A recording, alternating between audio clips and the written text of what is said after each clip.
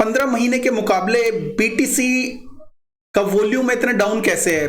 तो दोस्तों इसका रीजन ये है, बीटीसी का वॉल्यूम इतना डाउन है, उसका रीजन है फर्स्ट ऑफ ऑल जो एफटीएक्स का स्कैम हुआ है, नंबर 1, ठीक है, और बियर मार्केट है नंबर 2, और नंबर 3 उसका भी डर है कि एफटीएक्स के स्कैम के बाद लोगों के अंदर डर है कि कहीं ना कहीं पैसा डालना अभी ये सही टाइम नहीं है, और वो थोड़ा सा वेट कर रहे हैं। वो सोच रहे हैं कि मोस्ट ऑफ द यूट्यूबर ये बोल रहे हैं कि भाई 12,000 आएगा, 13,000 आएगा, 8,000 भी आ सकता है।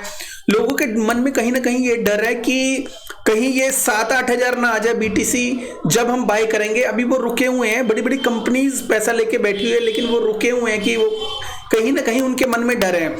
जो तो थर्ड है, वो सबसे बड़ी प्रॉब्लम है कि एफटीएक्स के अंदर जो हैकिंग हुई थी, हैकिंग के बाद तो लोगों के अंदर ये भी डर है कि भाई बियर मार्केट है और एक जो हैकर होता है उसको केवल पैसे से मतलब होता है, तो हैकिंग के बाद कहीं ना कहीं वो वो इथेरियम बाय किया, और उसके बाद वो सोच रहे हैं कि कहीं ऐसा ना हो कि बीटीसी भी बाय किया और उसके बाद वो उसको बेच दे या इथेरियम को बेच दे और मार्केट एकदम तेजी से नीचे चली जाए। पॉसिबल है, ऑफ कोर्स ऐसा हो सकता है, कई बार ऐसा हुआ है। स्कैमर को केवल प्रॉफिट से मतलब होता है और वो प्रॉफिट के लिए कुछ भी बेच सकता है और कभी भी बेच सकता है। तो कहीं ना कहीं ऐसा हुआ तो लोगों के मन में ये भी डर है कि ऐसा हुआ तो मार्केट एकदम तेजी से नीचे जाएगी, इसलिए लोग बीटीसी को बाय नहीं कर रहे। मतलब एक जगह से स्टेबल है, अगर जाएगा तो वो एकदम वॉल्यूम इसलिए ही डाउन है, और अगर जाएगा तो एकदम नीचे जा सकता है। और जैसा अभी तो वो धीरे धीरे काफी मंथ लगाए हैं उसने, अगर स्कैमर ने ऐसा किया तो ऑफ कोर्स बीटीसी डाउन जा सकता है। तीसरा, लोगों ने ऑलरेडी काफी फंड लगाया है, बहुत सारे लोग जो लॉसेस में है ऑलरेडी। बियर जो मार्केट है, इन्फ्लेशन रेट इतने बड़े, इंटरेस्ट रेट इतना बड़ा है यूएस का, और उसकी वजह से पूरी क्रिप्टो मार्केट बिल्कुल डाउन आई हुई है, और लोगों के पास कहीं ना कहीं कई लोग जॉबलेस हो चुके हैं, और कहीं ना कहीं जो पहले अच्छा कमाते थे अब वो इतना अच्छा कमाते नहीं है। बहुत सारे बिजनेसेस फ्लॉप हो गए और काफी सारी प्रॉब्लम्स अभी आप लोगों को पता ही होगा कि इंडिया में कितने जॉबलेस हो चुके हैं, और जिनकी सैलरी 50,000 1 लाख थी उनको कंपनीज ने हटा भी दिया है, उसकी जगह जो अपने जो एम्प्लॉइज वगैरह कम कर लिए हैं। इवन बाइनांस और ने तो ऑफ कोर्स थोड़ा सा मेरे ख्याल में तो इंक्रीज किए हैं, बट दूसरी एक्सचेंजेस ने कहीं ना कहीं अपने एम्प्लॉइज को कट आउट किया है। तो फ्रेंड्स, फेसबुक का भी एक और एग्जांपल है, फेसबुक ने भी काफी एम्प्लॉइज की छटनी की है और काफी एम्प्लॉइज को हटाया है अपने प्रोजेक्ट से, और मेटा भी फेल हुआ है, काफी लॉस उसने खाए हैं, इस वजह से उसने काफी लोगों को उनकी जॉब से निकाला भी है। तो फ्रेंड्स, तो महंगाई कहीं ना कहीं क्रिप्टो के इकोसिस्टम के ऊपर फर्क डाल रही है। कुछ लोगों के पास पैसा है लेकिन उनके साथ साथ उनके अंदर डर भी है, और कुछ लोगों के पास डर हो ना हो लेकिन उनका पैसा, उनके पास पैसे की भी कमी आ गई है भारी।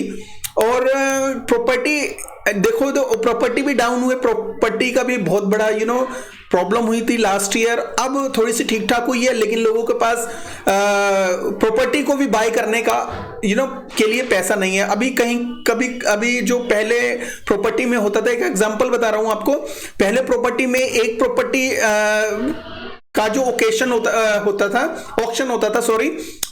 था, तो लोग भर भर के एप्लीकेशन देते थे बाय करने के लिए, वो हमेशा एकदम कैश भी लेके चले जाते थे।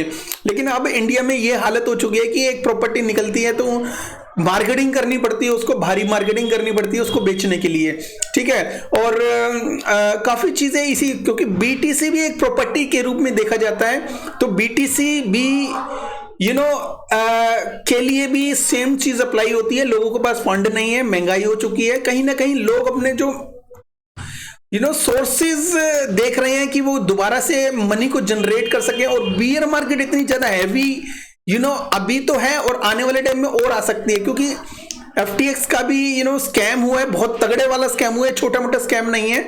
और उसके बाद लोग अपने संघर्ष कर रहे हैं, किसी किसी के पास तो ये लगा लो कि लॉकडाउन की वजह से काफी प्रॉब्लम्स आ गई है उनको जॉब मिले ना मिले, उनको एक बीमारी जरूर मिल गई है। किसी को क्या बीमारी हो गई, कहने का मतलब ये है कि सरवाइव करना लॉकडाउन के बाद अभी बियर मार्केट में है, तो अभी कहीं ना कहीं सरवाइव करने में प्रॉब्लम आ रही है।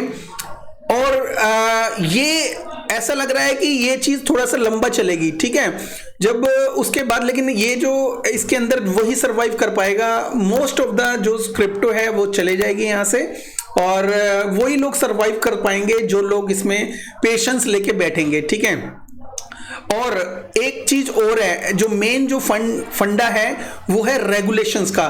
कुछ जो कंपनीज थी लोगों से पैसा लेके क्रिप्टो में लगाती थी, वो टैक्सेस वगैरह पे नहीं करते थे। कहीं ना कहीं यूएस में रेगुलेशन का भी काफी चीजें सामने आई है। जो बाइडन ने अभी थोड़े दिन पहले एक न्यूज निकाली थी, उसकी वजह से कहीं ना कहीं क्रिप्टो को रेगुलेट करने के लिए कोशिश की जा रही है। और एक चीज और बता दूं मैं आपको, मेटामास्क का भी रेगुलेशन जल्दी सामने आएगा। उन्होंने रूल्स वगैरह अपने क्लियर कर दिए हैं कि उसके लिए वो आईपी एड्रेस को चेक करेंगे, देखेंगे। और कहीं ना कहीं ये जो क्रिप्टो के लिए थोड़ा सा ठीक नहीं है रेगुलेशंस वगैरह, बिकॉज अगर आप कुछ बाय कर रहे हो तो मेटामास्क के जरिए आपको गवर्नमेंट को पता चल जाएगा कि भाई आप कहाँ पे हो और कहाँ पे। ऑफकोर्स ये यूएस में है मेटामास्क, तो कहीं ना कहीं इंडिया को भी इस चीज में कहीं ना कहीं इफेक्ट हो सकता है। एनीवे, इंडिया हो या यूएसए, कहीं ना कहीं क्रिप्टो को कहीं ना कहीं तो इफेक्ट हो ही रहा है इन चीजों से। ये न्यूज बेस क्रिप्टो है, तो छोटी सी भी न्यूज एक बड़ा रूप ले लेती है, और बड़ी भी न्यूज कभी कभी एक छोटा सा रूप लेके खत्म हो जाती है।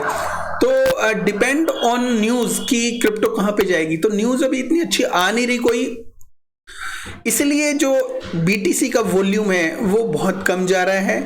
तो एनीवे थोड़ा बहुत स्टे करेंगे इसके थोड़ा अप जाने के लिए, और इसको टाइम लगेगा थोड़ा सा। तो ये छोटा सा वीडियो था एक पर्टिकुलर क्वेश्चन का आंसर देने के लिए। तो ये जो चीजें हैं जो बीटीसी का वॉल्यूम थोड़ा सा डाउन करने के लिए सपोर्ट कर रही हैं, ठीक है।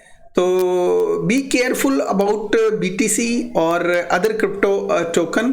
तो अभी थोड़ा सा गैप लेके, मैं पहले ये बोलता था कि बाय करो, बट अब बाय करना है हमेशा पहले की तरह मैं बाय तो करना ही करना है, लेकिन पार्ट्स में बाय करना है और गैप दे के बाय करना है। आजकल में नहीं, 15-15, 20-20 दिन के बाद, ठीक है, उस तरह से बाय करो। और बाकी अपनी एक रिसर्च कर लेना जो भी मैंने बोला है, ठीक है।